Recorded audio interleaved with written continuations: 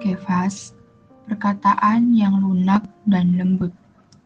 Di dalam 2 Korintus pasal 7 ayat 8, jadi meskipun aku telah menyedihkan hatimu dengan suratku itu, namun aku tidak menyesalkannya. Memang pernah aku menyesalkannya, karena aku lihat bahwa surat itu menyedihkan hatimu, kendatipun untuk seketika saja lamanya. Saudara-saudara yang telah menikah mungkin ingin belajar dari Paulus untuk menghindari perdebatan dengan istri mereka. Sewaktu seorang saudara berbicara kepada istrinya, ia mungkin merasa bahwa dengan memasukkan kata-kata, meskipun ia dapat melunakkan perkataannya kepada istrinya, sehingga tidak akan melukainya. Sewaktu Paulus menulis kepada orang-orang Korintus, semua fakta dan argumentasi ada di pihaknya.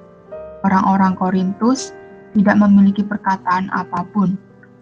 Karena Paulus telah memenangkan permasalahan ini, maka ia dapat dengan mudah menulis sesuatu yang mungkin sangat sukar diterima oleh orang-orang Korintus. Karena itu, dalam menulis kepada mereka, ia bijaksana dan lembut. Ayat 8 ini benar-benar memiliki unsur kelembutan. Paulus berkata, jadi meskipun aku telah menyedihkan hatimu dengan surat itu, namun aku tidak menyesalkannya.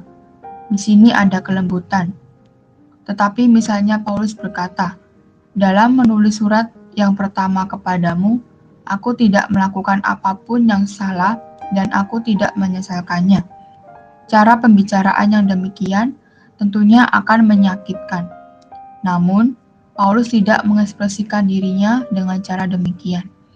Ia membuat perkataannya lunak dengan menambahkan frase meskipun. Dengan cara ini, Paulus mengekspresikan perasaannya yang lembut terhadap kaum beriman. Sobat Kefas, kita perlu terkesan dengan fakta bahwa cara pembicaraan Paulus dalam ayat ini lembut dan manis. Karena itu tidak peduli apa yang ia katakan. Ia tidak akan membuat sakit hati. Ekspresi yang dipakai Paulus dalam ayat 8 ini tidak akan menyakiti orang lain. Perkataannya tidak keras dan pahit, melainkan lembut dan manis. Terang hari ini, melalui apa yang dikatakan Paulus dalam ayat ini, kita tahu bahwa ia adalah seorang yang lembut dengan satu roh yang lunak dan batin yang manis. Namun, ia tidak berpolitik atau berbasa-basi.